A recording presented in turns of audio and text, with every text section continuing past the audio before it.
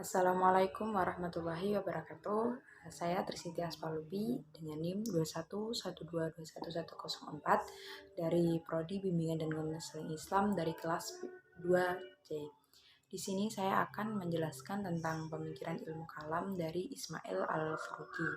Yang pertama saya akan menjelaskan riwayat hidup beliau. Beliau lahir di Palestina pada tanggal 1 Januari 1921.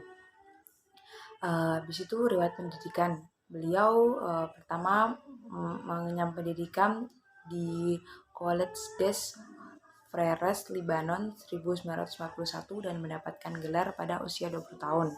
Dan setelah itu beliau melanjutkan studinya di Indian University Amerika dan mendapatkan gelar master dalam bidang filsafat. Dan yang setelah itu 2 tahun melanjutkan di Harvard University. Dan untuk memperdalam ilmu Islamnya, beliau ke Al-Azhar University yang berada di Kairo, Mesir. Ismail Raji Al-Faruqi merupakan seorang ilmuwan yang produktif, diantaranya tentang tauhid yang berkaitan dengan seluruh aspek kehidupan. Ismail Raji Al-Faruqi mengemukakan ide perlunya mengislamkan ilmu-ilmu sosial kontemporer dan ia mendirikan himpunan ilmuwan sosial muslim. Dan untuk yang kedua adalah pokok-pokok pemikiran tauhid menurut Ismail Al-Faruqi. Yang pertama adalah tauhid pemikiran Ismail Al-Faruqi tentang kalam dapat ditelusuri melalui karya beliau yang melalui buku, yaitu sebuah buku yang berjudul Tauhid. Buku ini mengupas hakikat tauhid sebagai berikut. Yang pertama adalah tauhid menjelaskan inti dari agama, yaitu adalah Allah. Yang kedua, pandangan dunia menurut beliau adalah kebenaran, dunia, waktu, sejarah, dan takdir. Dan yang ketiga, tanpa tauhid agama Islam itu bakal tidak ada. Dan yang keempat, tauhid sebagai penempatan manusia pada suatu etika, berbuat, dan bertindak. Dan yang kelima, tauhid sebagai pengetahuan Islam. Di situ yang keenam, tauhid sebagai prinsip metafisik dalam Islam, alam, ciptaan, dan anugerah dari Tuhan. Dan yang selanjutnya, sebagai amanah Allah dari Tuhan kepada manusia. Yang selanjutnya, prinsip tatanan sosial dalam Islam, prinsip sebagai keluarga, prinsip ekonomi, prinsip Tuhan hanyalah Allah, dan yang terakhir adalah tauhid tidak menentang kreativitas seni dan tidak menentang kenikmatan dan keindahan. Untuk yang kedua, pokok pemikiran dari kalam menurut Ismail Al-Faruqi adalah Islamisasi ilmu pengetahuan. Pada hakikatnya, ide Islamization of knowledge ini tidak bisa dipisahkan dari pemikiran Islam di zaman modern ini. Sebelumnya, beliau mengintrodusir suatu tulisan mengenai Islamisasi ilmu-ilmu sosial. Meskipun dengan demikian, gagasan ilmu keislaman telah muncul sebelum dalam karya-karya Syahid Hussein Nars. Ide tentang Islamisasi ilmu pengetahuan Al-Faruqi berkaitan erat dengan idenya tentang tauhid. Hal ini terangkum dalam 8 prinsip tauhid, ideosialitas, dan teologi. Untuk menghindari kerancuan barat, Al-Faruqi mengemukakan prinsip metodologi tauhid sebagai satu kesatuan kebenaran. Maka dalam hal ini tauhid terdiri dari 3 prinsip. Prinsip pertama yaitu penolakan terhadap segala sesuatu yang tidak berkaitan dengan realita, dengan maksud meniadakan dusta penipuan dalam Islam berkaitan dengan realitas, dengan maksud dusta penipuan dalam Islam, karena prinsip ini menjadikan segala sesuatu dalam agama terbuka untuk berdedikasi dan dikritik.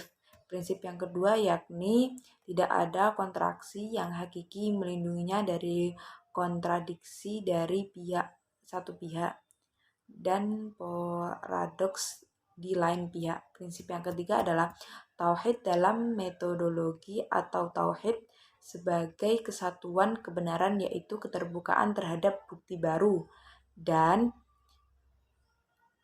atau yang bertentangan, melindungi kaum muslim dari literalisme, fanatisme, dan konservatisme yang mengabaikan kemandegan. Dalam rangka membentangkan gagasan tentang bagaimana Islamisasi itu dilakukan, Al-Faruqi menetapkan 5 sasaran dari rencana kerja Islamisasi. Untuk yang pertama adalah mengupas disiplin modern, yang kedua menguasai hasanah Islam, yang ketiga menentukan relevansi Islam yang spesifik pada setiap bidang ilmu pengetahuan modern, yang keempat yaitu mencari cara-cara untuk melakukan sintesis kreatif antara hasanah Islam dengan hasanah ilmu pengetahuan modern, dan yang terakhir mengarah pemikiran Islam ke lintasan-lintasan yang mengarah pada pemenuhan pola rencana Tuhan. Untuk memperluas proses Islamisasi, beliau mengemukakan langkah-langkah yang harus dilakukan. Di antaranya adalah yang pertama, penguasaan disiplin ilmu modern, yang kedua, survei nilai disiplin, yang ketiga, penguasaan terhadap hasanah Islam, yang keempat, penguasaan terhadap hasanah Islam untuk tahap analisa, yang kelima, penentuan relevansi spesifik untuk setiap disiplin ilmu, yang keenam, penilaian kritis terhadap disiplin modern, yang ketujuh, penilaian kritis terhadap hasanah Islam, yang kedelapan, survei mengenai problem-problem terbesar yang ada di umat Islam, yang kesembilan, survei mengenai problem-problem umat manusia, yang kesepuluh, analisis kreatif dan sintesa, yang kesebelas, merumuskan kembali disiplin-disiplin ilmu dalam kerangka kerja Islam, yang ke-12 atau yang terakhir, penyebarluasan ilmu pengetahuan yang sudah diislamkan. Untuk materi yang ketiga yang akan saya bahas adalah implementasi dan manfaat dari pemikiran kalam Ismail Al-Faruqi. Bila dikaji secara seksama tentang pemikiran kalam menurut beliau, maka ia tidak terlepas dari rentetan-rentetan sejarah dengan pengulangan umat Islam pada masa lalu. Apa yang dikemukakan oleh para pendahulu, ia mencoba mengembangkannya, tetapi pada satu segi pemikiran Al-Faruqi sangat moderis atau terutama tentang Islamisasi ilmu pengetahuan. Dalam hal ini, kaum revivalis Muslim menyatakan bahwa kebangkitan kembali Islam yang tidak hanya bermuasal dari reaksi terhadap Barat, tapi lebih menurut proses pembaharuan atau tajdid yang selalu berjalan dan berubah sesuai dengan tradisi yang berlanjut terus dalam sejarah Islam itu sendiri. Walaupun demikian, ada beberapa pihak menilai Al-Faruqi lebih menonjolkan sebagai aktivis ketimbang pemikir. Misalnya, gagasannya mengenai Islamisasi ilmu, pandangan lemah, landasan teoritisnya, juga gagasan mengenai identifikasi Islam di Arabia. Hal ini mungkin benar, tetapi penilaian tersebut tidak sepenuhnya menggambarkan Al-Faruqi sebagai manusia sebagai idealisme menggebu untuk mendakwah Islam dan mengangkat harkat Islam Muslim, ditopang realisme sadar-sadamnya dengan kecenderungan mementingkan kerja ketimbang memikirkan cara dan hasilnya. Demikian yang bisa saya sampaikan. Wassalamualaikum warahmatullahi wabarakatuh.